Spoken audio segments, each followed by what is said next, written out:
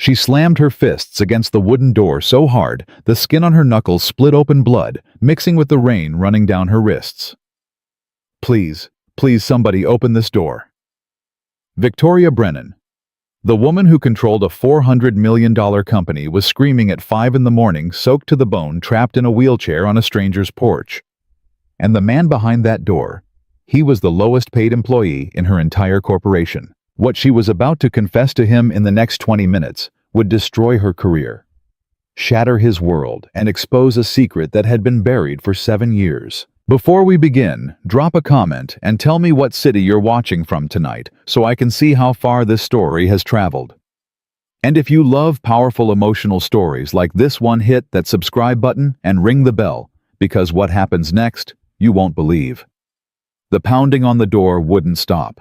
Nathan Whitfield rolled over in bed and stared at the ceiling, certain he was dreaming. It was 4:53 a.m. The numbers on the alarm clock glowed red against the dark. Outside, the rain was hammering the roof of his small 2-bedroom house in a way that made the whole place sound like it was being pelted with marbles. The pounding came again. Not a knock, a pounding. Desperate, frantic. "Daddy." Maya's voice came from the hallway, small and scared. His 10-year-old daughter was standing in her purple pajamas, holding her stuffed rabbit by one ear. "Go back to bed, sweetheart. Somebody's at the door." "I know. Go back to bed. Daddy will handle it." She didn't move. She just stood there, hugging that rabbit against her chest, watching him with those big brown eyes that always seemed to see straight through him. Nathan threw the blanket off and grabbed the gray t-shirt slung over the chair. His hands were shaking, and he didn't know why. Maybe it was the hour. Maybe it was the way the pounding had a kind of rhythm to it, like somebody was running out of strength but refusing to give up. "Maya, bedroom, now." "But Daddy, now." She backed away, but she didn't go all the way back to her room. She lingered at the corner of the hallway, peeking around the wall. He didn't have time to argue with her. He walked through the small living room. The pounding came again, weaker this time, almost like a whimper translated into a fist. Nathan flipped on the porch light and looked through the peephole. His heart stopped. He blinked again, pressed his eye against the glass and stared. It couldn't be, but it was. Sitting on his porch in a wheelchair, drenched from her hair down to her shoes, was Victoria Brennan, the CEO of Brennan Logistics. The woman whose face was on the cover of Forbes magazine 3 months ago. The woman who signed his paycheck. The woman who, as far as he knew, had never spoken his name. "Oh my God," Nathan whispered. He fumbled with the deadbolt. His hands were shaking so badly he had to try twice. When he finally yanked the door open, a wall of cold rain blew into his face, and there she was, looking up at him with mascara running in black rivers down her cheeks. "Mr. Whitfield," she said. That was all she got out before her voice cracked. "Ms. Brennan?" He didn't even know what to do with his own voice. "Ms. Brennan, what are you doing here?" She didn't answer. She just looked at him, and Nathan watched something break in her face, like a dam giving up. Her shoulders started to shake, and her hands, which had been gripping the wheels of her chair, slowly came up to cover her mouth. "I'm sorry," she whispered. "I'm so sorry. I shouldn't have come. I shouldn't. Oh God, I'm so sorry." She started turning the chair around, fumbling her wet hands, slipping on the rims. "Wait!" Nathan stepped out onto the porch in his bare feet. The rain hit him cold. Wait, hold on. Ms. Brennan, you can't. Where are you going to go? Where's your driver?" "I drove myself." "You drove yourself in this?" "My car is at the end of your street. I parked there. I sat there for 2 hours. I couldn't decide if I should knock. And then I just couldn't sit anymore." 2 hours. You sat in your car for 2 hours in the rain. The car wasn't in the rain, I was. He looked past her. There, parked under a maple tree about 100 yards down the road, was a black Mercedes with the driver's door hanging open like she'd just left it that way and rolled away. "Ms. Brennan, please, come inside."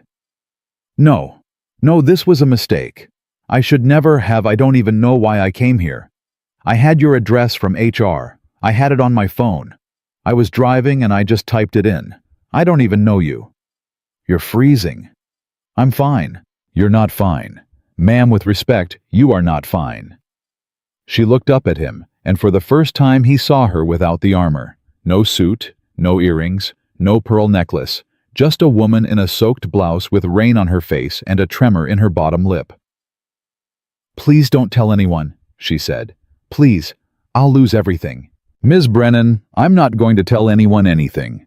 But you're going to come inside, and I'm going to get you a towel, and I'm going to make you some coffee, okay? Just come inside. She didn't say yes, but she didn't say no either. He took that as enough. He got behind her chair, and the moment his hands touched the handles, he felt how cold the metal was. He pushed her up the small ramp at the side of the porch, the same ramp he'd built for his late mother 3 winters ago before she passed. He'd never taken it down. Some things you don't take down. The wheels left wet tracks on the wood floor. Maya, Nathan called out. Sweetheart, come here. Bring a towel from the bathroom, the big one, the blue one. Maya appeared at the corner of the hallway, eyes wide, taking in the woman in the wheelchair, the rain her father in his bare feet. She didn't ask a single question. She just turned and ran for the bathroom. Your daughter? Victoria asked. Yes, ma'am. How old? 10. She's beautiful. Nathan didn't know what to say to that. He pushed Victoria into the living room and parked her near the radiator. Maya came running back with a towel almost as big as she was. She held it out to Victoria with both hands like it was an offering. Here, miss, Maya said. Thank you, sweetheart. My daddy says it's the warmest one. He uses it after he showers. Maya, Nathan said gently. What? It's true. Victoria laughed. It was a small broken laugh, but it was a laugh, and Nathan saw something in her face soften in a way he didn't think it had softened in a long time. Thank you, Maya, Victoria said. Your daddy is very kind to share his warm towel with me. Maya hovered watching Victoria wrap the towel around her shoulders. Nathan went into the kitchen and started a pot of coffee. His hands were still shaking. He couldn't get them to stop. When he came back, Maya was sitting cross-legged on the floor in front of Victoria's wheelchair, looking up at her like she was a creature out of a storybook. Are you hurt? Maya asked. No, sweetheart. Then why are you crying? Maya, Nathan said. Sweetheart, why don't you go back to bed? It's still very early. No, it's okay, Victoria said quickly. It's okay. She can stay. She looked down at Maya and her hand reached out, hesitated, and then settled gently on the top of Maya's head. I'm crying because grown-ups sometimes feel things that they don't know how to talk about, and the feelings get so big inside that they have to come out somewhere. And tonight, mine came out of my eyes. Maya thought about that for a long moment. That happened to me when my mommy left, Maya said. Nathan felt his stomach drop. He looked at his daughter, his strong, quiet, careful daughter, and he saw the same thing he saw every time the subject came up. Her chin lifted. Her face went still. She didn't cry about it. She never cried about it. She just got quiet. Maya, Nathan started. It's okay, Daddy. I'm just telling her so she doesn't feel alone. Victoria's hand was still on Maya's head, but now her fingers had curled slightly, and Nathan could see her jaw working. Maya, she said softly. That is one of the kindest things anyone has ever said to me. Maya nodded satisfied. Then she ran to her bedroom, came back 30 seconds later, and held out her stuffed rabbit. Here, you can borrow him. His name is Mr. Buttons. He helps when you're sad. Just give him back when you're done. Victoria took the stuffed rabbit in both hands like it was made of glass. I will take very good care of Mr. Buttons, she whispered. Okay. Good night, miss. Good night, Maya. Maya disappeared down the hall. Nathan heard her bedroom door click shut. He waited until he was sure she wasn't coming back, and then he sat down on the couch across from Victoria and finally let himself breathe. For a long moment, neither of them said anything. Victoria was holding the stuffed rabbit against her chest. Her hand was trembling. Mr. Whitfield, she said finally. Nathan, Please. Nathan. She closed her eyes. Nathan. I can't tell you why I came here. Okay. I can't tell you because if I tell you, you'll never look at me the same way. And tomorrow morning when you walk into that warehouse and clock in, you'll have to look at me on a screen in the break room, and you'll have to remember everything I said tonight. Ms. Brennan. Victoria. If we're doing first names, do me the favor. Victoria. Whatever you say in this house tonight, it stays in this house. You can't promise that. Yes, ma'am, I can. Why? Because I'm a man who keeps his word, and because I have a daughter sleeping in the next room who just gave you her favorite stuffed animal, and I am not going to teach her that the world is the kind of place where people use other people's bad nights against them. So whatever you came here to say, you say it, and I take it to my grave. She looked at him for a long time. You're not what I expected, she said. What did you expect? I don't know. I went through your file before I drove here. I sat in the parking lot of my building at 1 a.m, and I read your whole personnel file. I wanted to know who I was about to embarrass myself in front of. You haven't embarrassed yourself. I'm in your living room at 5 a.m. holding a stuffed rabbit soaked to the bone with mascara on my face. I have absolutely embarrassed myself. Then we're even because I'm sitting across from the CEO of my company in my pajamas. She laughed again, that same broken, exhausted laugh. But this time it lasted a little longer. Your file says you've been with us for 6 years, she said. Warehouse 3 night shift. You were promoted to lead handler twice and turned it down both times. Why? Hours. You wanted fewer hours. I wanted hours that let me put my daughter on the school bus in the morning and pick her up in the afternoon. The lead position is days. The lead position is meetings. The lead position would mean I'd see her on weekends, and that's it. You turned down a promotion to be with your kid. Yes, ma'am. Twice. Yes, ma'am. She stared at him. The towel was still around her shoulders, but he could see her hands had stopped shaking. The stuffed rabbit was sitting on her lap now. My father turned down a promotion once, she said. Long time ago. Different reasons, but yeah, he turned one down. I always thought that's why he stayed bitter for the rest of his life. I thought turning down a promotion was the worst thing a man could do for himself. Maybe it depends on what you traded it for. Maybe. The coffee maker beeped from the kitchen. Nathan got up, poured 2 mugs and brought them back. He set one on the small table next to her chair. She wrapped both hands around it without drinking, just letting the warmth come into her fingers. Nathan. Yeah. Tonight I went on a date. He didn't say anything. He just listened. His name was Marcus. We met 3 weeks ago at a charity thing. He's a developer, real estate, owns half the buildings on the west side. Tonight was our 3rd date. He picked the restaurant, someplace downtown with white tablecloths and a guy playing piano. I wore the dress I bought last month, the one I told myself was for a special occasion. She paused, sipped the coffee, set it back down. He didn't mention the chair until the entree. 3 weeks of dinners, of texts, of phone calls, and he waits until the entree on the 3rd date to say, and I'm going to quote him exactly, because the words have been burning a hole in my chest for the last 6 hours, he says. You know, Victoria, I've thought a lot about whether we could have a future, and I want to be honest with you. I don't think I could be physically attracted to someone who isn't whole. It's not your fault. It's just biology. Nathan felt his hands tighten into fists on his knees. He didn't say anything. He just listened the way he'd promised. And then he ordered dessert. He ordered dessert. Crème brûlée. He ate the whole thing, while I sat there, and he kept talking. He said maybe we could be friends. He said he hoped he hadn't been too forward. He said he respected me so much as a businesswoman. Victoria. And the worst part, Nathan, the absolute worst part, is that I sat there and I smiled. I thanked him for his honesty. I told him I appreciated him being upfront. I let him pay the bill. I let him kiss me on the cheek at the curb. I drove home. I drove into my parking garage. I sat in my car. And then I started driving. Where did you go? Nowhere. Just driving, for 3 hours. And I kept thinking about how all my life I've made myself smaller for men.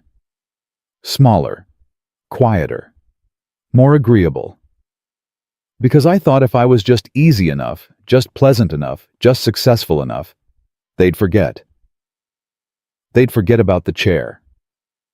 And tonight, sitting across from a man who waited 3 weeks to humiliate me over creme brulee, I realized... She stopped. Her voice broke. I realized I'd been making myself smaller for 37 years, and I didn't know how to stop. Nathan didn't move, didn't speak. And then I started thinking about all the people in my building. All these people who work for me, who I walk past every day, who I never look at, who I never speak to. I thought, what if one of them, just one of them, knew me, like actually knew me? What if I could go to one person and just be a human being for a few minutes? And your file came up in my head. I don't even know why. Probably because of the promotion thing. The notes from your supervisor said, declined for family reasons, recommend revisit. I remember reading it and thinking, who does that? Who turns down money for family? A lot of people, ma'am. Not in my world. She looked up at him. Her eyes were red. And so I drove here. And I sat outside in the rain. And I almost left maybe 10 times. And then I just couldn't go home. I couldn't go back to that apartment. Because if I went back to that apartment tonight, Nathan... She didn't finish, but Nathan heard it. He heard the part she didn't say. He heard the silence in her sentence the way you hear a missing step on a staircase. He felt his whole chest go cold. Victoria. She wouldn't look at him. Victoria, look at me. She lifted her eyes. You're going to stay here tonight. You're going to sit in that chair and drink that coffee. And in the morning when the sun comes up, we're going to figure this out, together. You hear me? I can't ask you to. You're not asking, I'm telling. You're staying. She started to cry, not the silent crying from the porch, real crying, the kind that comes from somewhere deep and old and locked up for too long. Nathan got up, walked across the room and knelt down beside her wheelchair. He didn't touch her. He didn't even look at her face. He just stayed there on the floor beside her, so she'd know she wasn't alone in the room. You came to the right door, he said quietly. I don't even know you. You knew enough to come. She put her hand on his shoulder. Just rested it there. Not gripping, not holding. Just letting it sit there the way Maya had let her hand sit on Mr. Button's. The rain was easing outside. Somewhere down the street, a dog barked. The coffee maker hissed one last time and went quiet. It was 5:23 in the morning, and Nathan Whitfield, single-father warehouse worker, the lowest-paid employee in Brennan Logistics, was kneeling on the floor next to the woman who owned the company, and neither of them said another word for a very long time.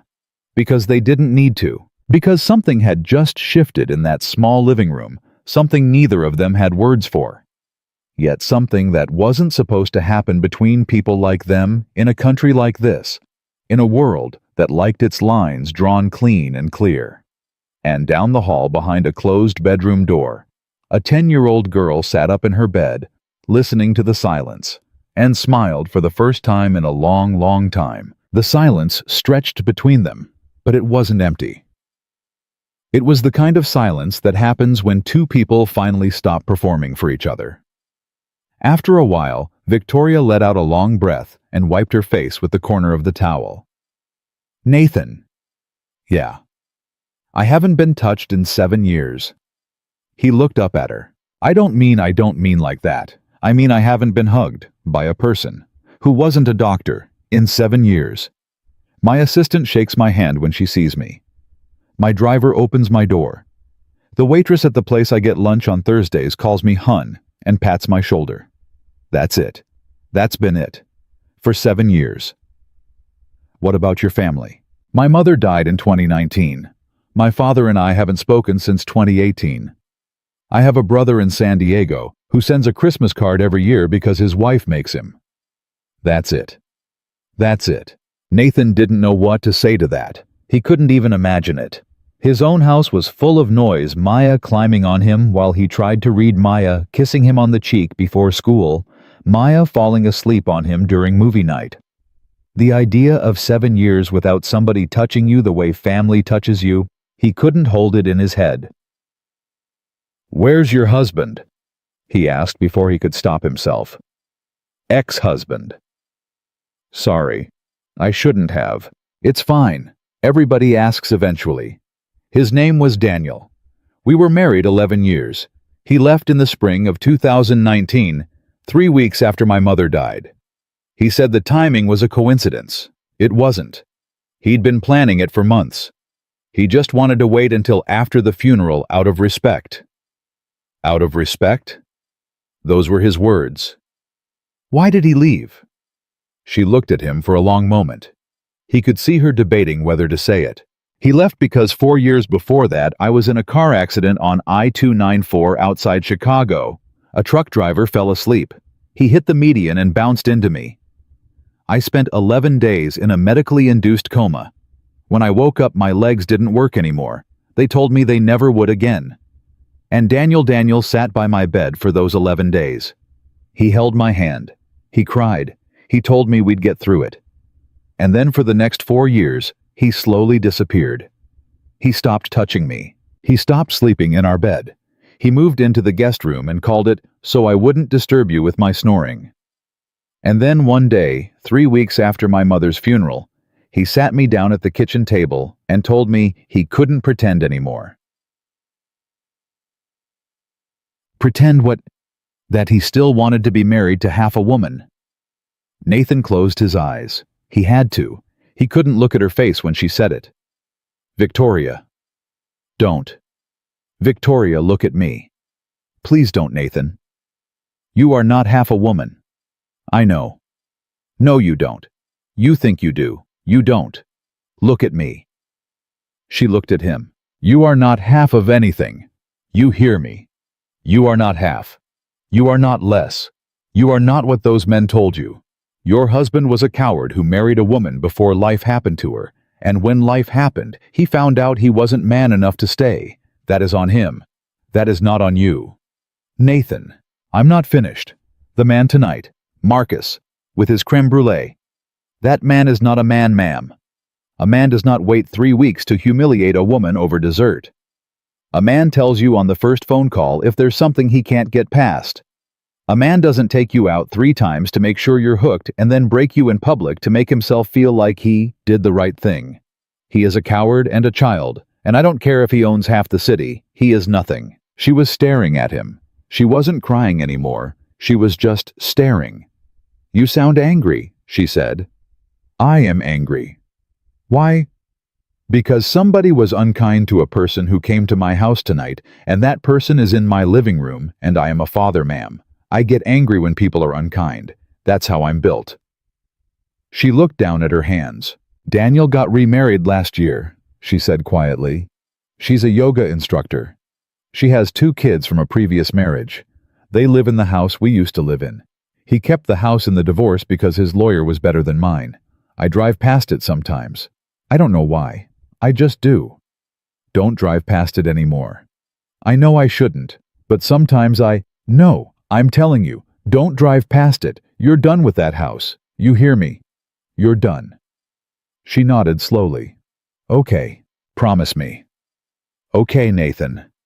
I promise. Outside, the rain had finally stopped. The room felt different now, quieter, like the world had taken its foot off the gas. Nathan got up off the floor and sat back on the couch across from her. His knees were starting to ache. He was 41 years old, and he had been kneeling on hardwood for too long, and he was going to feel it in the morning. Can I ask you something? He said. Yes. Why me? I told you, your file. That's not the whole answer. She was quiet for a long moment. 3 weeks ago, she said. I came down to Warehouse 3. I never go down there. I don't do site visits. I have people for that. But 3 weeks ago, I had a meeting fall through, and I had 2 hours, and my COO had been telling me the morale at 3 was bad, and I should make an appearance. So I went. And I rolled through the floor. People stared. They always stare. I gave a little speech, nothing memorable. And then on the way out, I rolled past the break room, and there was a man in there. He was eating a sandwich. He was reading a book. And he was the only person on that floor who didn't stop and stare when I came past. He just kept reading. BKK. That was me. That was you. I didn't even see you. I know, that's the point. Everyone else looked at me like I was a circus act. You looked at your book. And I remember thinking, I want whatever that man is reading to be more interesting than me. I went back to my office and I asked Susan to pull up the personnel file for whoever was in the break room at Warehouse 3 at 11:42 a.m. that morning. 6 years there. 2 refused promotions. Single father. And tonight, when I was sitting in my car in the rain, your name was the first one I thought of. The only one I thought of. Victoria. What? I wasn't even reading. What? I was on my break. I'd been on my feet for 6 hours. I was holding the book up because if I put my head down, my supervisor would say I was sleeping on the clock. The book was upside down. I didn't even know you walked past. She started to laugh. Really laugh. Her shoulders shaking, her hand over her mouth, tears coming back to her eyes, but different tears this time. The kind people cry when something catches them off guard in a good way. The book was upside down. It was a book about birds. I don't even like birds. My daughter brought it home from the school library. I grabbed it because I needed something to look like I was reading. Oh my God. The whole story you just told me about me being the one person in the room who didn't stare, I literally didn't see you. I would have stared. I'm sorry. I would have stared like everybody else. No, you wouldn't have. Victoria, you wouldn't have. Look at me right now, Nathan. You've been looking at me for 45 minutes. You haven't looked at the chair once. Not once. I've been counting. Every man I've talked to in 7 years looks at the chair within the first 10 seconds. Every single one. You haven't looked at it yet. He didn't know what to say to that. It doesn't matter why you didn't stare in the break room, she said. What matters is that you don't stare now. And you didn't stare when you opened the door. You looked at my face. You looked at me. You're a person. I know that, but it took me a long time to find a man who acted like he knew it too. The room got quiet again. Nathan picked up his coffee. It had gone lukewarm. He drank it anyway. Can I tell you something? He said. Anything. My wife left when Maya was 4. Her name was Christine. She left for a guy she met at her gym. She came home one Tuesday afternoon and told me she'd fallen out of love and that she was moving in with him. She packed 2 suitcases and left that night. She came back the next weekend for more of her stuff, and Maya was 4 years old. Maya stood in the doorway with her arms out, asking her mother to pick her up. And Christine said, "Mommy can't right now, baby. Mommy will come back soon." And then she got in his truck and drove away. Did she come back? She came back 4 times in the next 18 months. Each time was worse than the last. She'd promise Maya the world. She'd take her for ice cream. She'd buy her a doll. And then she'd leave, and Maya would cry herself to sleep for 3 nights afterward, and I'd be the one holding her. I finally told Christine she couldn't see Maya anymore unless she committed. Either be her mother or don't. Don't keep breaking her heart on weekends. You know what Christine picked. Don't. Don't. She picked don't. She moved to Phoenix with the gym guy. He left her 2 years later. She never came back. Maya gets a birthday card from her every year. That's it. Nathan, it's been 6 years. Maya hasn't seen her mother's face in 6 years. And every day, every single day, that little girl wakes up and brushes her hair and packs her own lunch and gets on the school bus and tells me she loves me, and she does it without complaint. Not because she doesn't feel it, she does. I've watched her cry. I've held her on the kitchen floor while she screamed. But she gets up. Every day, she gets up. Because she decided a long time ago that she wasn't going to let what her mother did define what kind of person she was going to be. How old was she when she decided that? 7. 7. I asked her once. I said, "Maya, baby, why don't you ever get angry about it?" And she looked at me and she said, "Daddy, if I let myself be angry, then she wins. And I'm not going to let her win." 7 years old. My God. So when you came to my door tonight, ma'am, and you sat on my porch and you cried in front of me, I want you to understand something. The person you came to is the father of that little girl. And that little girl taught me what it looks like when somebody decides not to let people who hurt them define them. So, you're going to listen to me very carefully right now. You are not going home tonight to do whatever you were thinking about doing. Whatever it was. You are not. Because if Maya can wake up every day at 10 years old and decide that her mother does not get to win, then you, ma'am, you can decide that Daniel does not get to win, and Marcus does not get to win, and that truck driver on I-294 does not get to win. You hear me? Yes. Say it. Yes, Nathan. Tell me they don't get to win. They don't get to win.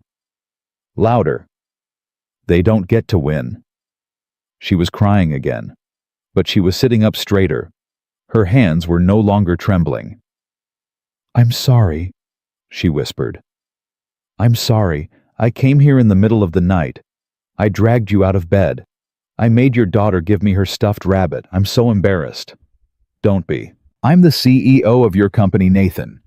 Tomorrow you have to come into work, and I have to pretend tonight didn't happen, and you have to pretend tonight didn't happen, and I don't know how I'm going to look at myself. Victoria. Yeah. You're not going to work tomorrow. I have a board meeting at 10. Cancel it. I can't cancel a board meeting. You can. You're the CEO. That's literally the one thing being CEO means. You can cancel anything. Nathan, you don't understand. I have responsibilities. I have shareholders. I have 8,000 employees. I'm one of them. I'm telling you, cancel the meeting, take the day, go home, sleep, eat, call somebody you trust. A therapist? A friend? Anybody. But you don't get on that stage tomorrow morning at 10. Not after tonight. Not after the night you've had. You will break in front of those people, and you will hate yourself for it, and you will spend the next 6 months trying to take it back. Cancel the meeting. She was quiet. He could see her doing the math in her head, the calls she'd have to make, the optics, the rumors. They'll talk, she said. Let them. They'll think I'm losing my edge. You don't have an edge tonight, Victoria. You have a wound. And you don't take a wound onto a stage. You take it home, and you let it heal. She nodded slowly. She picked up her phone. The screen was cracked from somewhere. Maybe she'd dropped it in the rain, but it still worked. She opened her email. She started to type. She stopped. Started again. Nathan? Yeah. Will you read it? Read what? What I'm about to send to Susan, my assistant. Will you read it before I send it? I don't trust myself right now. I'm going to write something I'll regret. Victoria, I'm not... Please. He got up and went around behind her chair. He looked at the screen. The email said, Susan, please cancel everything for tomorrow. I'm taking a personal day. Forward all calls. I'll explain when I'm ready. V. That's good, he said. It's not too short. It's exactly right. What about the board meeting? Add another sentence. Tell her to push it to next week. Don't apologize. She added push the board meeting to next Thursday. No need to give a reason. Send it, he said. She hit send. She set the phone down. She let out a breath that seemed to go on for 10 seconds.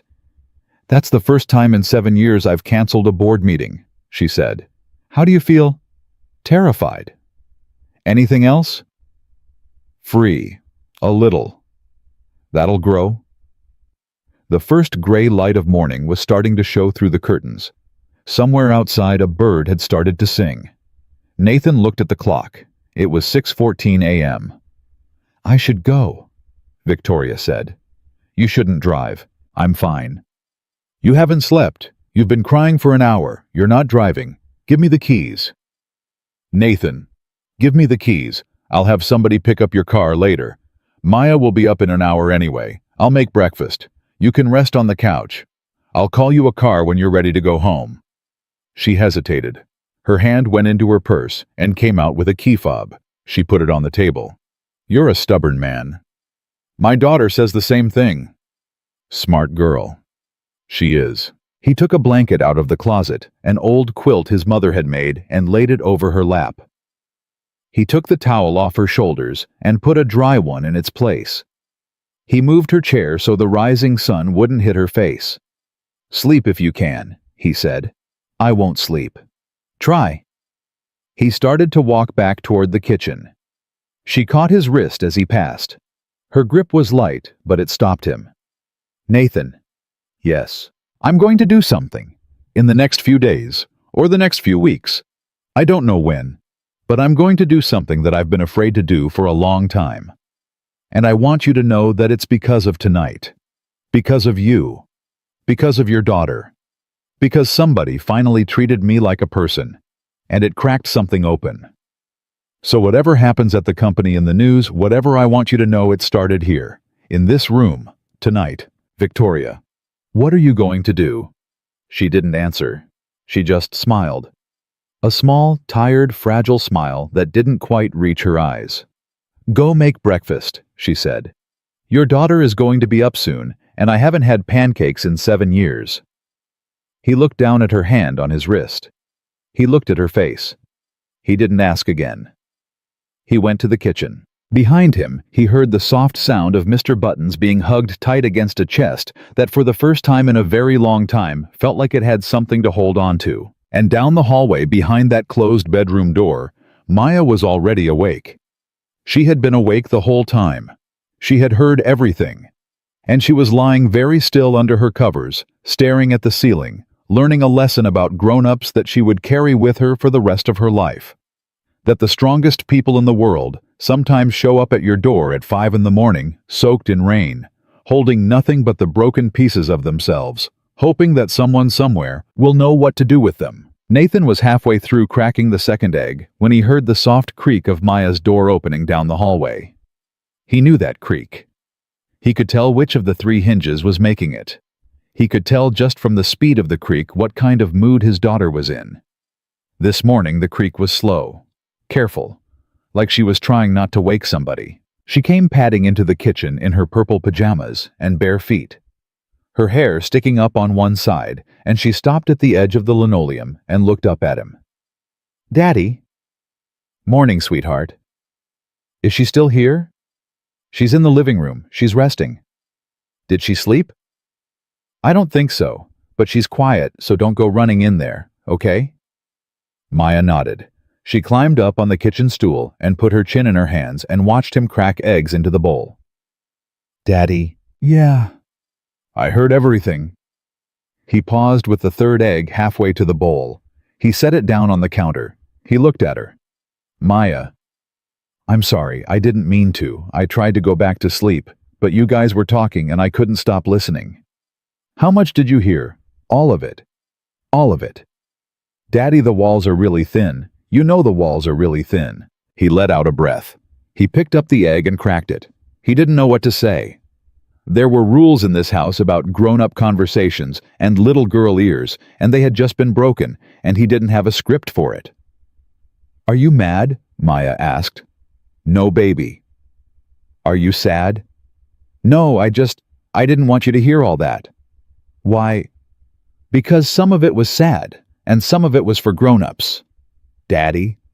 Yeah, I'm not gonna say anything to anybody, I promise. Not at school, not to Grandma, not even to Mr. Buttons when I get him back. He laughed. He couldn't help it. He came around the counter and kissed the top of her head, and held her there for a second longer than usual. I know you won't, sweetheart. Daddy? Yeah. Is she gonna be okay? I think so. The lady, what her ex-husband said. About her not being whole. That's not true, right? He knelt down so he was eye level with her. He put his hands on her shoulders. Maya, look at me. Okay. That is the worst thing one person can say to another person. You hear me? The very worst. There is nothing about a body that makes a person whole or not whole. People are whole because of who they are. Not what their legs do, not what their arms do, not what they look like in a mirror. You understand me? Yes. If anybody ever says anything like that to you in your whole entire life, I don't care if it's a boyfriend, a friend, a teacher, anybody, you walk away from that person and you don't look back. Promise me. I promise. And if anybody ever says it about somebody else in front of you, I want you to do what? Tell them they're wrong. That's right. Tell them they're wrong. Even if they're bigger than you. even if they're older than you. You tell them they're wrong. Daddy? Yeah, that's why I gave her Mr. Buttons. I know, baby. Because she didn't have anybody to hold. He hugged her. He hugged her for a long time. When he finally let her go, his eyes were wet, but he wiped them quickly with the back of his hand and turned back to the stove. Pancakes or eggs? Both. Both. You hungry? She said she hasn't had pancakes in 7 years, Daddy. I think she needs both. You're right. She needs both. He pulled the flour down. Maya hopped off the stool and dragged it over to the cabinet so she could reach the chocolate chips on the high shelf. They did this on Saturdays. Pancakes with chocolate chips in them. It was their thing. She held the bag against her chest like it was a trophy. Daddy, can I give her some of mine? Some of your what? My chocolate chips. The ones in the jar, the ones I'm saving. He looked at her. He knew which jar she meant. It was a mason jar in her bedroom that she'd been filling with the chocolate chips she didn't eat every time he made pancakes. She'd save a small handful, drop them in the jar, and the jar was almost full now. She'd been doing it since Christmas. She was saving them for something. She'd never told him for what. Maya, honey, those are yours. I know, but I want to give some to her. Just a little, like a present. What were you saving them for?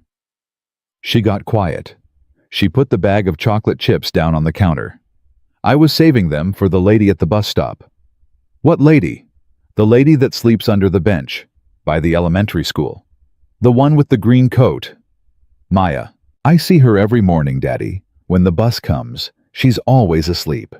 And I thought when the jar was full I would bring it to her, so she could have something nice. But the lady in our living room, she needs something nice now, and the bus stop lady can wait. He couldn't speak for a second. He just stood there at the stove with a wooden spoon in his hand. Daddy? Yeah, baby. Is that okay? Yes, that's okay. Go get the jar. She ran. She came back a minute later carrying the mason jar with both hands, and she set it on the counter with a thunk. He looked at it. The chocolate chips were almost up to the rim. She must have been saving them for half a year.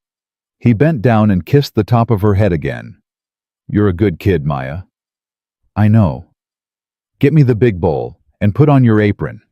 We're making the lady pancakes. She put on her apron pink with little strawberries on it, a present from her grandmother, and she stood on the stool next to him while he poured the batter and she counted out the chocolate chips, dropping them onto the pancakes in pairs, because she said they shouldn't have to be alone. By the time the pancakes were stacked on a plate, and the eggs were scrambled, and the orange juice was poured, the sun was fully up.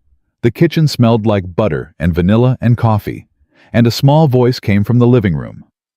Is somebody making pancakes in there? Maya's eyes lit up. She looked at her father. He nodded. She picked up the plate of pancakes with both hands and walked very, very carefully into the living room, like she was carrying something precious. Good morning, Miss Victoria, she said. Victoria was awake. She was sitting up in the wheelchair, the blanket pulled up to her waist, Mr. Buttons in her lap. Her hair was a mess. There was no makeup left on her face. She looked 20 years older than she had the day before, and 20 years younger at the same time. Good morning, sweetheart. My daddy made you pancakes with chocolate chips from my jar. From your jar? It's my special jar, but you can have some. Victoria looked at Nathan over Maya's head. He shrugged a little and shook his head and mouthed, long story.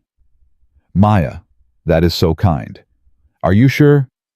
Yeah, the bus stop lady can wait. Victoria looked confused. Nathan stepped in. There's a homeless woman who sleeps near her school, he said quietly. Maya's been saving chocolate chips in a jar for 6 months to give her. She wants you to have some this morning. Victoria didn't move for a long second. Then she put one hand over her mouth and turned her face toward the window so Maya wouldn't see. Is she crying, Daddy? A little, sweetheart, but it's the good kind. There's a good kind. Sometimes. Maya set the plate carefully on the coffee table in front of Victoria. Then she climbed up onto the couch and sat down with her hands folded in her lap like she was at a tea party. You can have the first one, she announced. Victoria wiped her face with the corner of the blanket. Maya, honey, why don't we eat together? Okay. Nathan brought the rest of the food in on a tray. He set up the coffee table like a little buffet. He pulled the small folding chair from the kitchen into the living room and sat down. Maya sat cross-legged on the couch. Victoria stayed in her chair, the plate on her lap. For a minute or two, nobody said anything. They just ate. It was the kind of quiet that didn't need to be filled. Then Maya spoke. Miss Victoria? Yes, sweetheart. How did you become the boss of all the people? Victoria laughed, and a small piece of pancake fell off her fork. That is a very good question. I worked very hard, for a very long time, and I made a lot of mistakes along the way. My daddy says mistakes are how you learn. Your daddy is a smart man. He says it because I broke the lamp last summer. Maya. What? It's true, Daddy. I broke the lamp, and you said, mistakes are how we learn. And then I said, what did I learn? And you said, don't play soccer in the living room. Victoria laughed harder, real laughter, the kind that comes up from the chest. Nathan watched her face and thought he had never in all the times he'd seen her on conference calls, or in newsletters, or on the screen in the break room, seen her face look like that. What did you learn from your mistakes, Miss Victoria? Victoria thought about it. She set her fork down. I learned that being the boss of all the people doesn't make you happy. It doesn't. Not by itself. No. What makes you happy? Victoria looked at Nathan. She looked at the coffee table. She looked at the half-eaten plate of pancakes with chocolate chips and pears. This, she said quietly, this makes me happy. Pancakes. Pancakes. And company. And not being in a hurry. And being with people who don't care what your job is. Oh. Maya thought about it. That's not very hard. No, Victoria said. It isn't. I just forgot for a long time. Nathan stood up to clear the plates. As he leaned over the table, Victoria caught his sleeve. Nathan. Yeah. After breakfast, can we talk? Sure. Just you and me. Outside, maybe. Or wherever's easiest. Sure. I have to ask you something, and I don't know how to ask it, and I'd rather ask it once. He nodded. He took the dishes to the kitchen. A few minutes later, after Maya had gone to the bathroom to brush her teeth, and Nathan had wiped down the counter, he came back into the living room and pushed Victoria's chair through the back door onto the small concrete patio that looked out over a yard that had a swing set and a vegetable garden Maya had planted in the spring.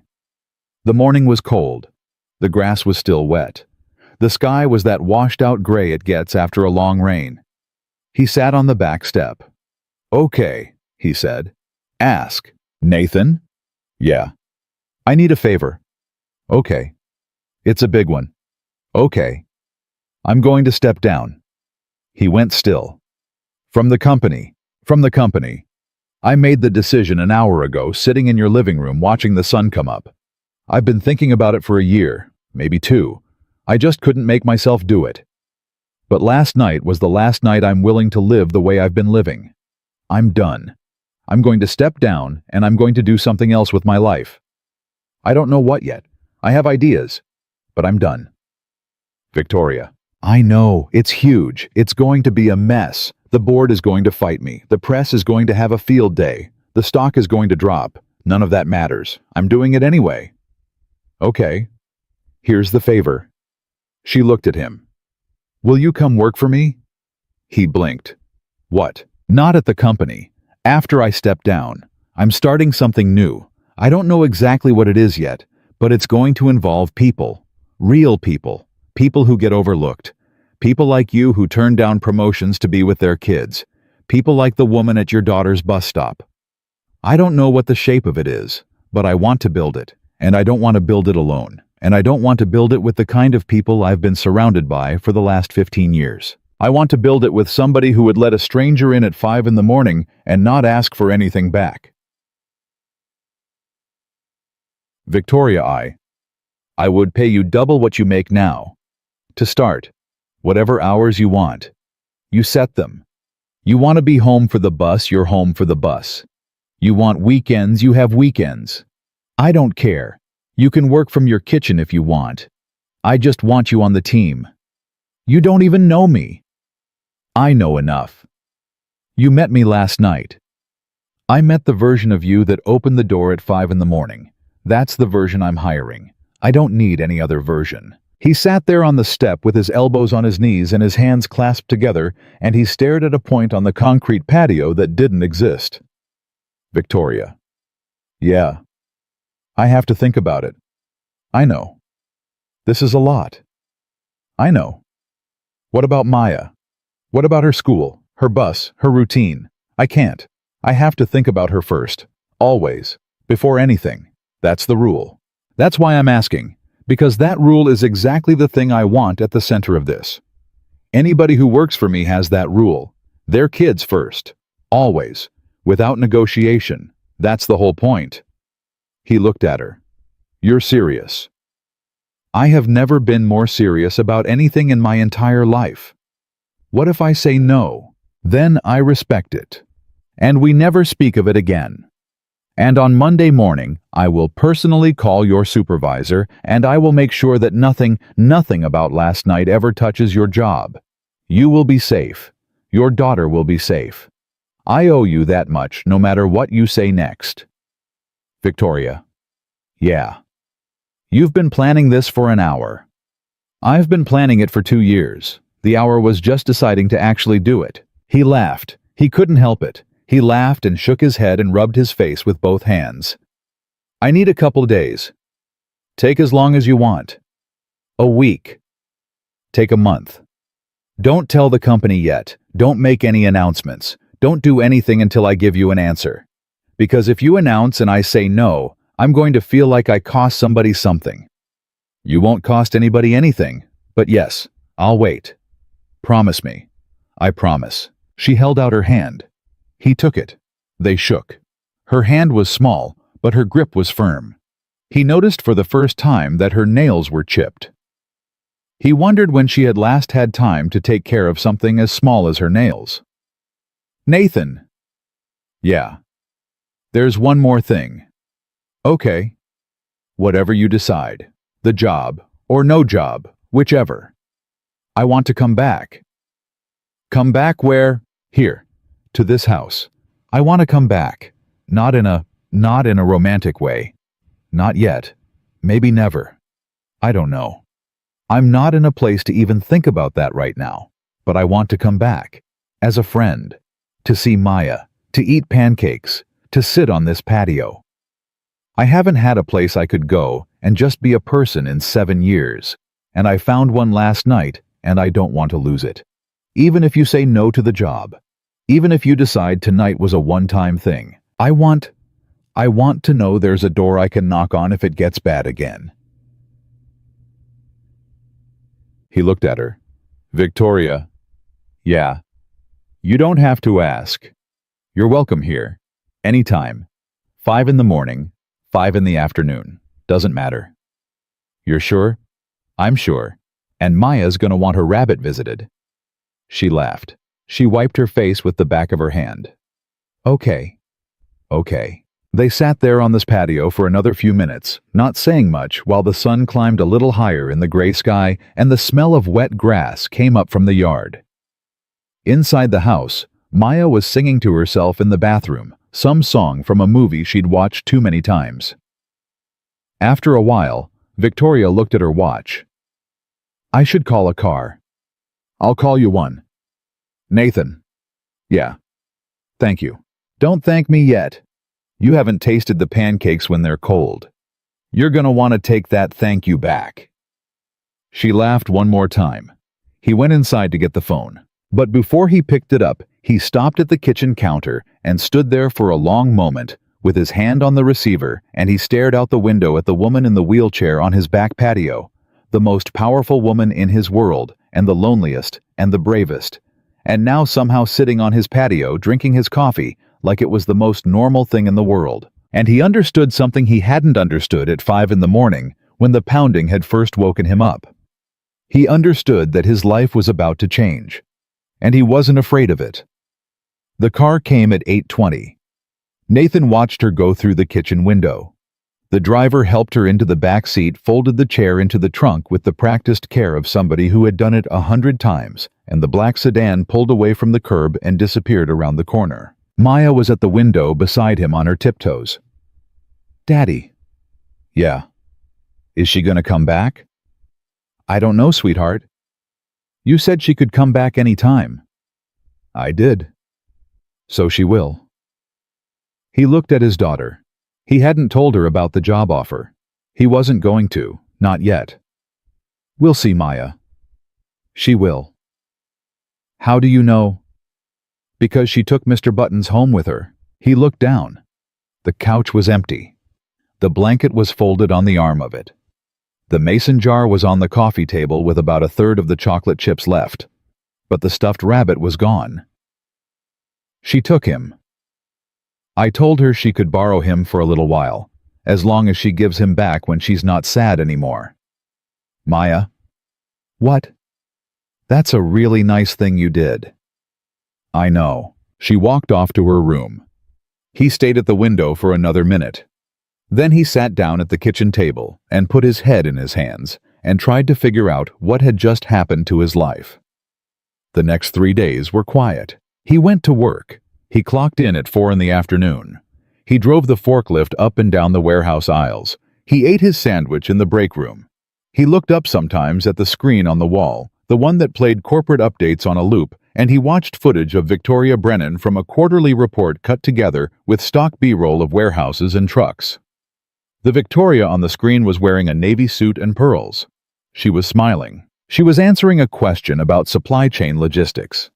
She did not look like a woman who had cried for an hour on his couch. He didn't tell anybody. He didn't tell his supervisor. He didn't tell the guy who worked the next forklift over. He didn't tell his mother on the phone Sunday afternoon. He carried it the way you carry a small glass thing you're afraid to drop. On the 4th day, he got the message. It came as a text from a number he didn't recognize at 9:47 in the evening. "This is Victoria. I'm using a different phone for this long story. I'm not asking for an answer yet.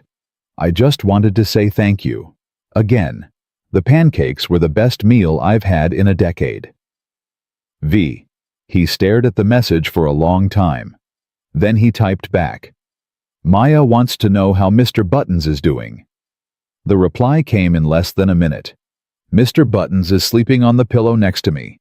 He has been a perfect house guest. Tell Maya I'm taking very good care of him." He smiled. He showed the phone to Maya, who was on the floor doing her math homework. She read it. She got up. She went and got a piece of construction paper and a marker and drew a picture of a stick figure rabbit waving with a speech bubble that said, "Heimer Buttons." And then she made him take a picture of the picture and send it to Victoria. The reply this time took longer, maybe an hour.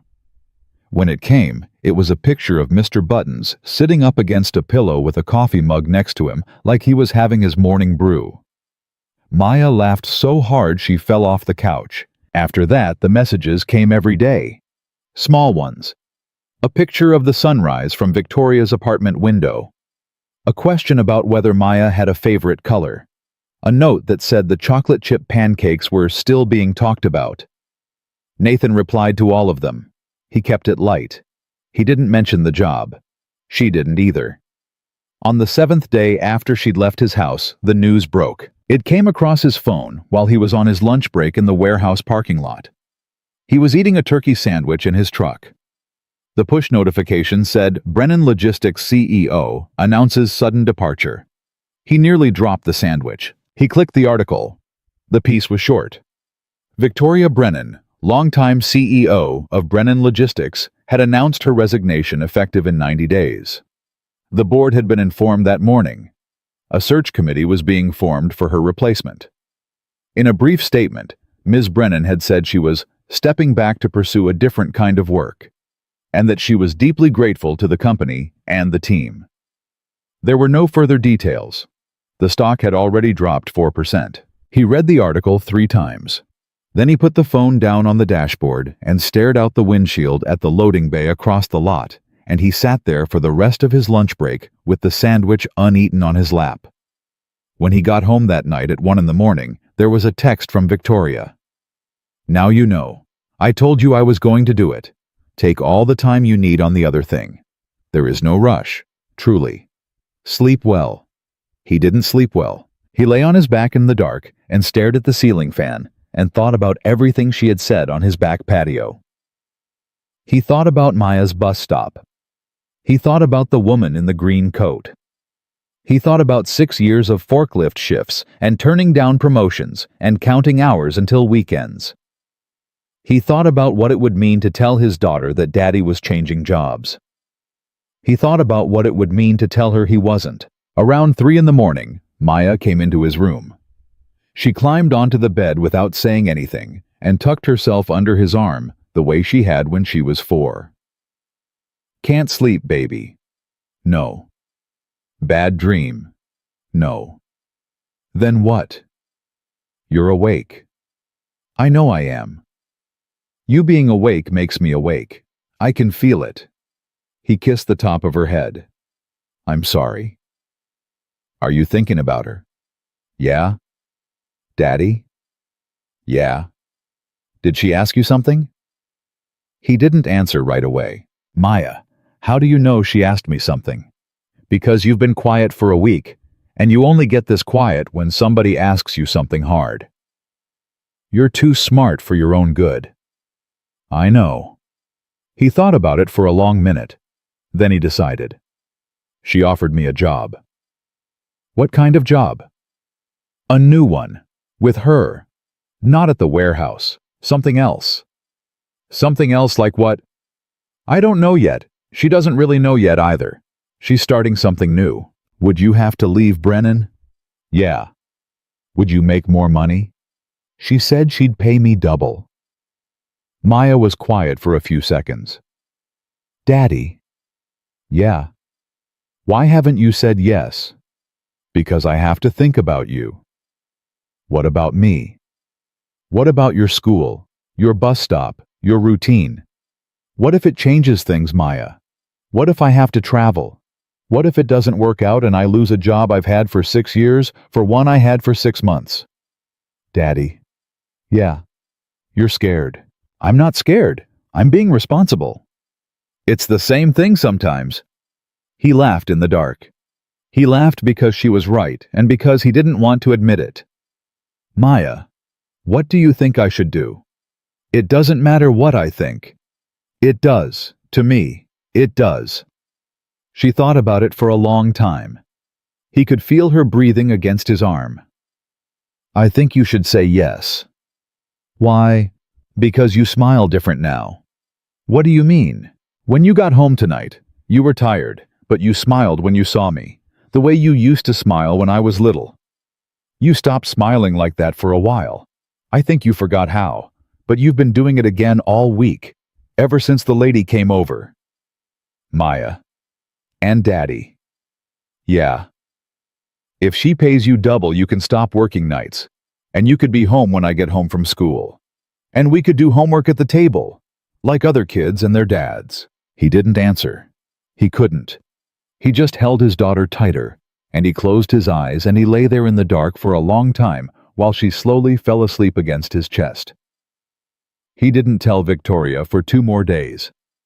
He waited until Saturday morning when Maya was at her grandmother's for the afternoon, and then he sat at his kitchen table with a cup of coffee and his phone, and he typed out the longest text message he had ever written in his life. "Victoria, I've been thinking about it every day. I talked to my daughter about it last night. She had a lot to say. I'm not going to lie to you, I'm scared. I've been at the warehouse for 6 years, and I know how it works there. I know when to clock in. I know who to talk to when there's a problem. I know exactly how much money is going to be in my paycheck on the 15th and the 30th. I haven't had a job that wasn't predictable in a long time. But Maya said something last night that I can't stop thinking about. She said I smile different now. And she said if I take the job, I could be home when she gets off the bus. So I'm going to say yes. With one condition. I want to know exactly what I'm signing up for before I quit. I'm not going to walk into something blind with a kid to feed. So whenever you're ready, I'd like to sit down. Really sit down and hear what you're building. Nathan. He read it 4 times. He almost deleted it twice. Then he hit send before he could change his mind. The reply came in 3 minutes. I'll be at your house tomorrow at noon. I'll bring lunch. He typed back, Maya will be home. I know. That's why I picked tomorrow. I bring lunch for 3. She came at exactly 12 o'clock. The sedan pulled up to the curb. The driver got out, set up her chair, helped her out. She rolled up the ramp on the side of the porch, the same one she had come up a week earlier in the rain, and she knocked, and Maya answered before Nathan could even get to the door. Miss Victoria? Hello, Maya. Maya stared at her. Then she pointed at her lap. You brought him. Mr. Buttons was sitting on Victoria's lap, wearing what looked like a tiny knitted scarf. I did. He missed you. Where did he get the scarf? I made it for him. I haven't knitted in 15 years. He needed something. Maya laughed and threw her arms around Victoria's neck. Victoria didn't flinch. She didn't tense up. She just hugged the little girl back, and Nathan, watching from the doorway, felt something in his chest crack open in a way that wasn't painful. Victoria had brought sandwiches from a deli across town. Real sandwiches. The kind that came wrapped in butcher paper. She had brought potato salad and pickles and 3 bottles of cold lemonade. She set it all out on the kitchen table while Nathan got the plates down. They ate. They talked about small things first. Maya's school. The ducks at the park. A bird Maya had seen out the window that morning that she was pretty sure was a hawk, but Nathan said was a crow. After about 20 minutes, Maya got up and announced she was going to go play in her room because the grown-ups were obviously about to talk about boring stuff. She was right. Victoria waited until her bedroom door closed. Then she folded her hands on the kitchen table and looked at Nathan. Okay, here's what I'm doing. Okay? I'm starting a foundation, not a charity. A foundation. There's a difference. A charity gives away money. A foundation builds programs. Mine is going to do 2 things. The first thing is housing, permanent housing, for working families. People who have jobs but can't afford a place to live because the rent in this city has gone insane. We'll buy buildings. We'll renovate them. We'll rent them out at 1/3 of market rate. The catch is, there's no catch. You don't have to be a success story. You don't have to be sober for 2 years. You don't have to be in a program. You just have to need a place to live and have a job. Any job. Okay. The second thing is harder. It's people. It's the woman at Maya's bus stop, the man at the gas station who's sleeping in his car, the mother in the shelter with 3 kids.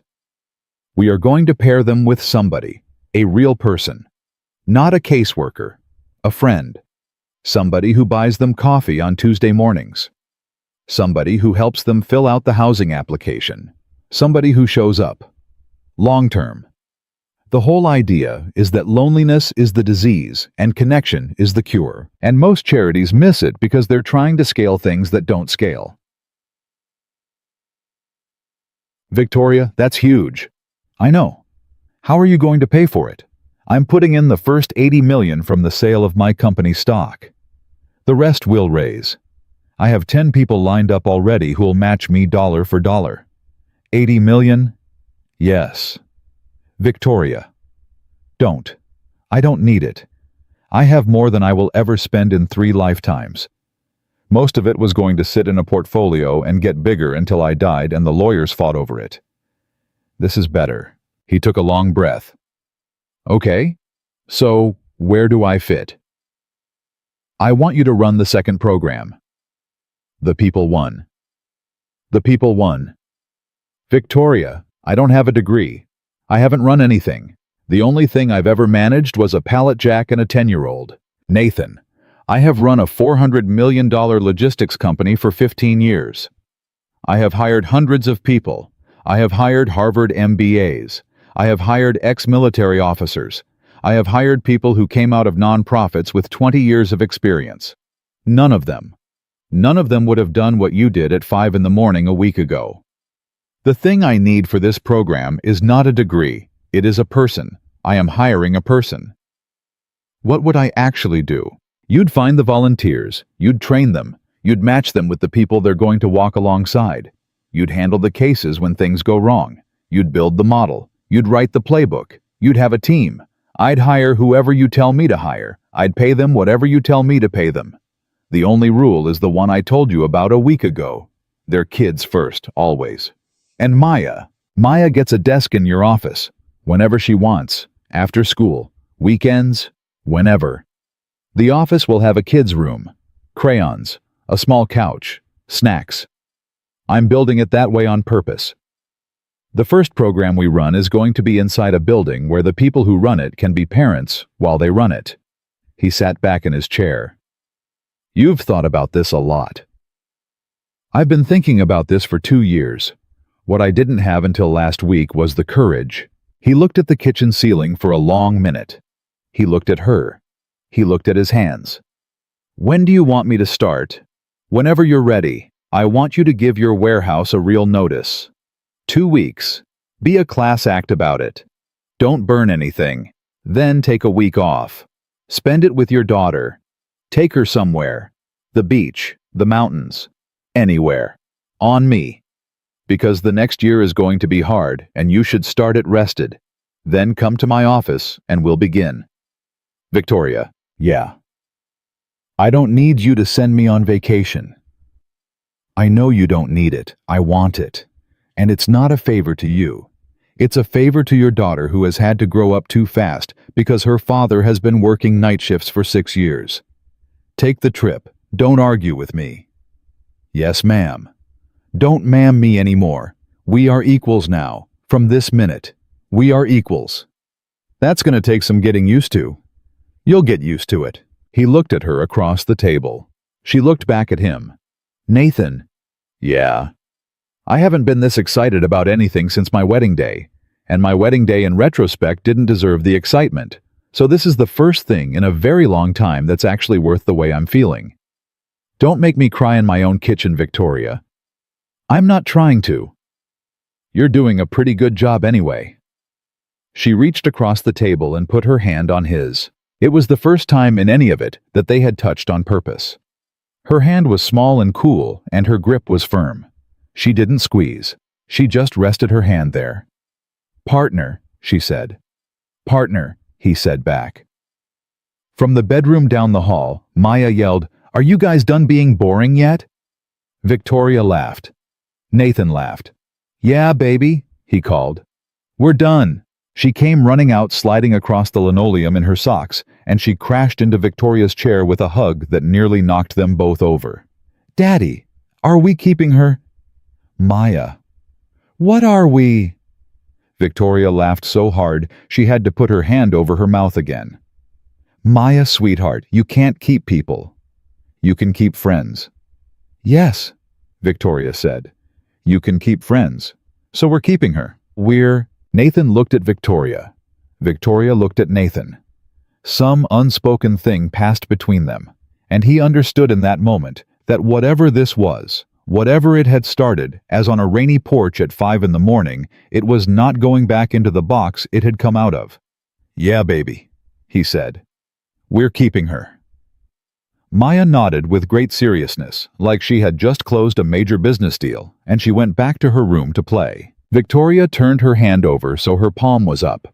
Nathan, without thinking about it, put his hand in hers.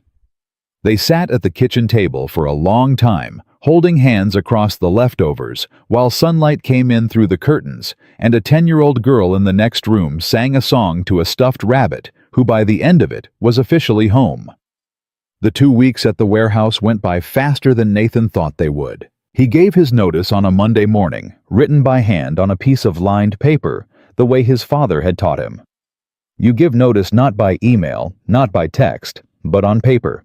Signed, dated, handed to your supervisor in person. His supervisor, a man named Earl, who had been at Brennan for 22 years, read the letter twice. Looked up at Nathan over the rim of his reading glasses and said, Whitfield, you sure? I'm sure, Earl.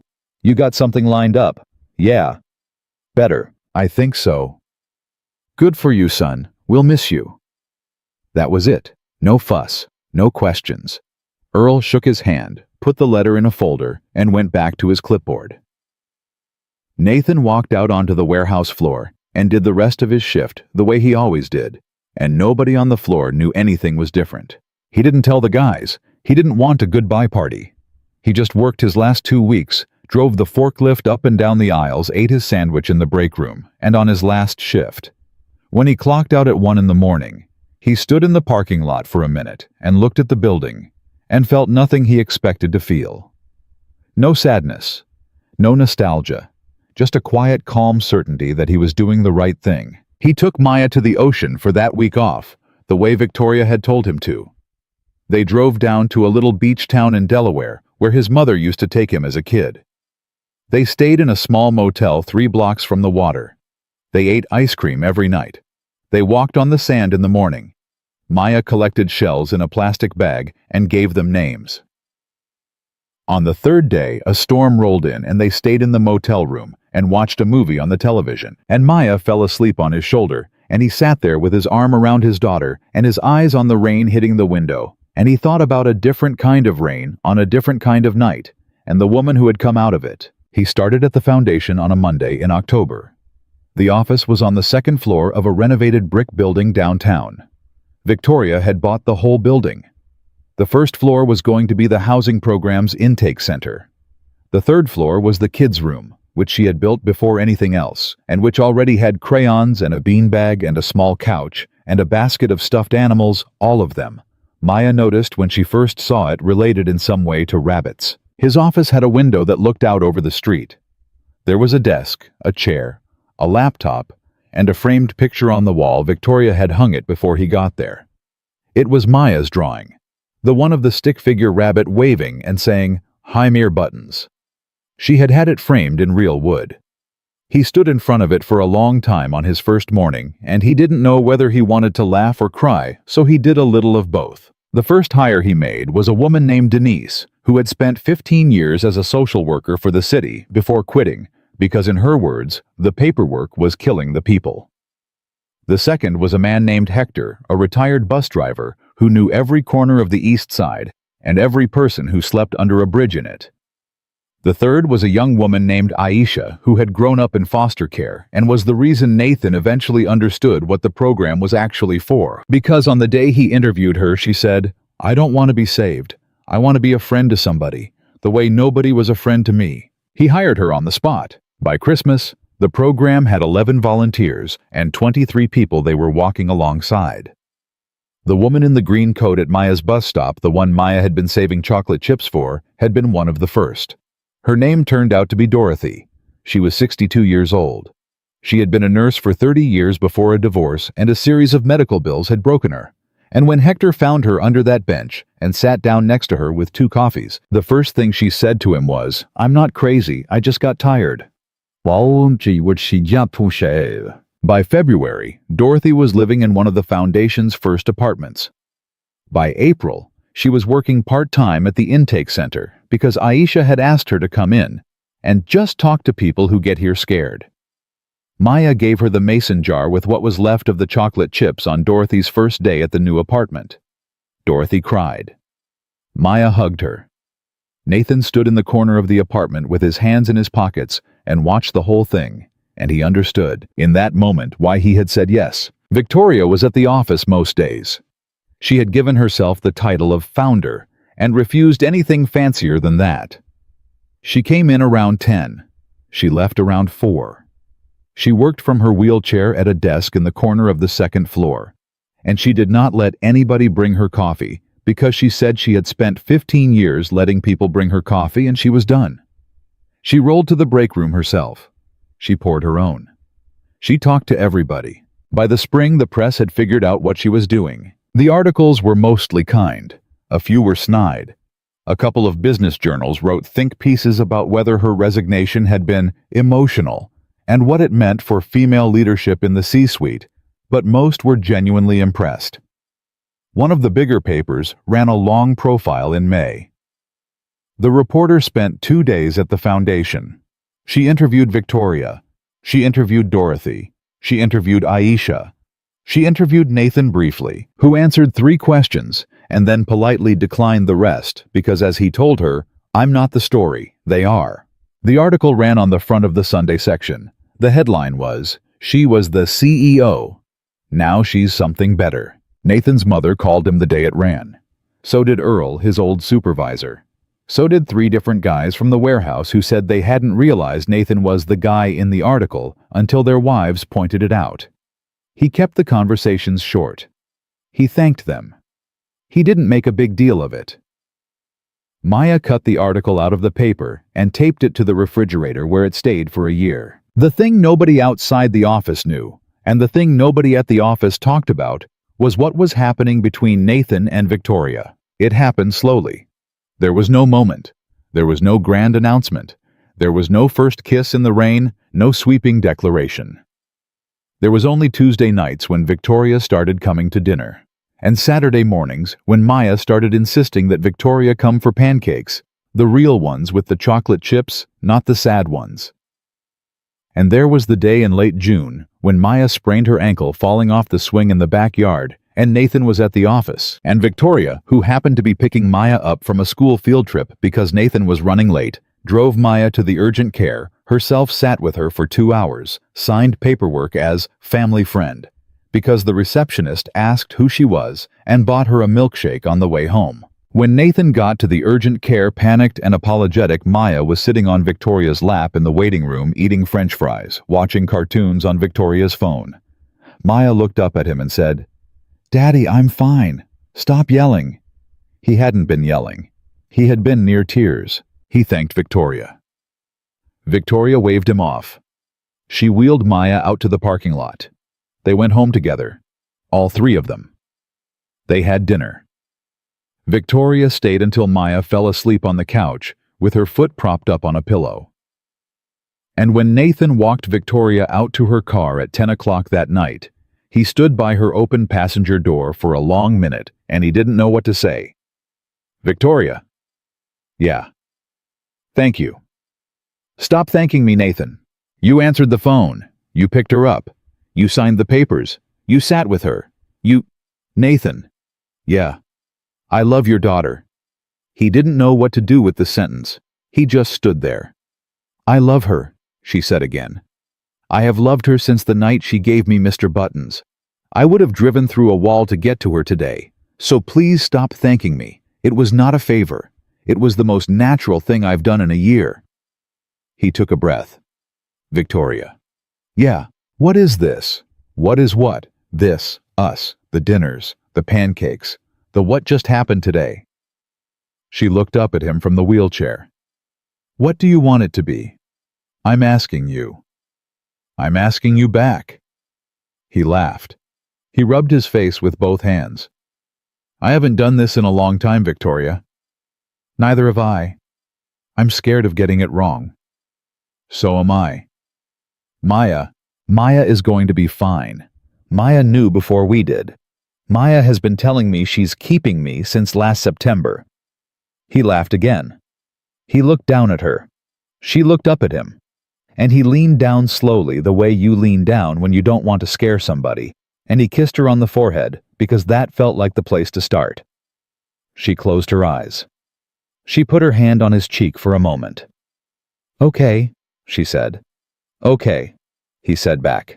It was September again, almost a full year from the night she had pounded on his door when they sat on the same back patio where she had asked him to take the job. Maya was inside doing her homework at the kitchen table. The coffee was in 2 mugs on the small table between them. The sky was the kind of clear that you only get in the fall, and a leaf came down off the maple tree at the edge of the yard and landed on Victoria's lap, and she picked it up and turned it over in her fingers. "Nathan." "Yeah." "Do you remember what I said to you on this patio last year?" "You said a lot of things." "I said I was going to do something I'd been afraid to do for a long time, and I said it started here, in this house, with you." "I remember. I want to thank you." "You've thanked me 100 times. This is a different one." "Okay." She turned to look at him. She had on a dark gray sweater, and her hair had a little gray in it now that she wasn't dyeing anymore because she said she was 48, and she'd earned every one of the silver ones. A year ago tonight, Nathan, I was sitting in a parking garage with a bottle of pills in my purse. He went very still. I had been carrying them for 3 weeks. I hadn't decided. I hadn't planned a day, but I had them. And that night after Marcus, after the creme brulee, I was going to do it. I had decided in the car. I drove to the building. I sat in the garage. And then for some reason, I still don't know why, I don't think I ever will. I pulled your file up on my phone, and I drove to your house instead. And I sat in front of your house for 2 hours. And then I went up to your door. Victoria, let me finish. Okay. I had the pills with me on the porch, Nathan. They were in my purse. And when you opened that door and your daughter brought me a towel and she gave me her rabbit, and you told me to come inside, and I would not be alone. I sat on your couch with a purse on my lap that had pills in it, and I thought, I don't need these tonight. And the next morning when I went home, I flushed them. All of them. Down the toilet. The whole bottle. I have not bought another one. I have not even thought about it. Because you and your daughter saved my life, Nathan. Literally. Not figuratively. Literally. I would not be sitting on this patio if you had not opened that door. He couldn't speak for a long minute. He just looked at her. Why are you telling me now? Because I think it's important to say things out loud sometimes. I think the things we don't say become heavier than the things we do say. And I have been carrying that for a year, and I am tired of carrying it. And I wanted you to know. Victoria. Yeah. I knew. What? I knew. That night. I knew. You didn't say it, but I heard it. In the way you said you couldn't go home, I heard it. That's why I made you stay. That's why I wouldn't let you drive. You knew. I knew. She looked at him, her eyes filled. You never said anything. You weren't ready to talk about it, and then you got better, and it didn't seem like the kind of thing a man brings up. Nathan. Yeah. She reached for his hand. He took hers. I love you, she said. I know. I have loved you since you knelt down on the floor next to my chair and didn't touch me, just stayed there so I wouldn't be alone. I have loved you since. Victoria. Yeah. I love you too. They sat on the patio for another long time. The leaf was still in her lap. The coffee had gone cold in both mugs. Inside the house, Maya was singing along to something on the radio off-key and at full volume, and neither of them moved to make her stop. After a while, Victoria spoke again. Nathan. Yeah. I want to ask you something. Okay. Will you marry me? He laughed. He laughed because he had been thinking about asking her for 2 months, and he had a ring in a drawer in his bedroom that he hadn't been brave enough to take out. And now this woman who had once been afraid to cancel a board meeting, had just done what he hadn't been able to do. Yes, he said. Yes, Victoria. Just like that. Just like that. You don't want to think about it. I've thought about it for 10 months. You have a ring, don't you? In the drawer. I knew it. Victoria. I was going to ask you. I was working up to it. I was scared. Of what? Of you saying no. Nathan. Yeah. I told you a year ago. I came to your door. You think I'm going to say no? He laughed. He couldn't stop laughing. He bent forward in his chair, and his shoulders shook, and Victoria reached out and put her hand on the back of his neck, and they stayed that way for a long time, both of them laughing and crying at the same time, while a 10-year-old girl in the next room kept singing off-key and didn't know yet that her family had just doubled in size. They told Maya that night. She didn't act surprised. She put her hands on her hips. She looked at both of them with the same long-suffering expression she wore when Nathan asked her if she had brushed her teeth. Took you long enough, she said. They got married the following spring in the backyard on the patio where so much of it had happened. There were 40 people there. Dorothy in a new blue dress walked Victoria down the makeshift aisle because Victoria's father hadn't spoken to her in 8 years and didn't come, and Dorothy had said, "Honey, somebody is walking you down that aisle, and it's going to be me because you walked me back into my life and I owe you. Aisha was the maid of honor. Hector officiated. Earl from the warehouse was there. The whole second floor of the foundation showed up. Maya was the flower girl, and she wore Mr. Buttons in a small basket attached to her hip because she said he had earned it. Setyo. When the time came for Victoria to say her vows, she didn't read from a piece of paper. She just looked up at Nathan from her chair, and she said, "I came to your door at 5 in the morning in the rain, and I thought I was knocking on a stranger's door. But I wasn't. I was knocking on the door of my whole life, and you opened it." That was all. That was the whole vow. Nathan didn't get through his without crying. Maya patted his back from the side, and at one point she handed him a tissue from a pack she had been carrying in her dress pocket, in case Daddy got emotional. A year after the wedding, the foundation served its 1,000th person. 2 years after that, there were 3 offices in 3 cities. 5 years after that, there were 19. The model that Nathan had built: small teams, deep relationships, kids in the office, parents first scheduling. No one walked alongside for less than a year, had been written up in 3 universities.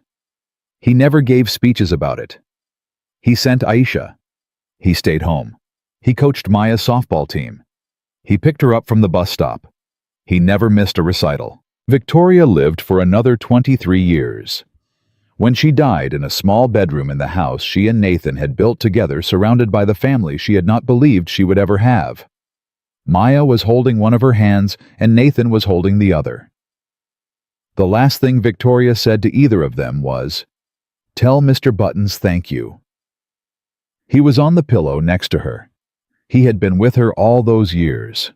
Maya had never asked for him back. There is a small plaque on the wall of the foundation's first office on the 2nd floor of the brick building downtown that almost nobody notices because it is hung low at wheelchair height. It is brass. It is engraved with one sentence. The sentence reads, "Open the door. You never know whose whole life is on the other side." Nathan put it there the day after Victoria's funeral. It is still there. It will always be there. And every person who walks into that building and sees it understands, even without knowing the story, that some doors, when they are knocked on at 5 in the morning in the pouring rain, do not just let a person in. They let a whole life in. They let love in. They let a family in. And the man who opens the door, if he is brave enough to open it, will find that he was never just opening a door at all. He was answering the most important question a life can ever ask. And his answer on that one rainy morning was yes.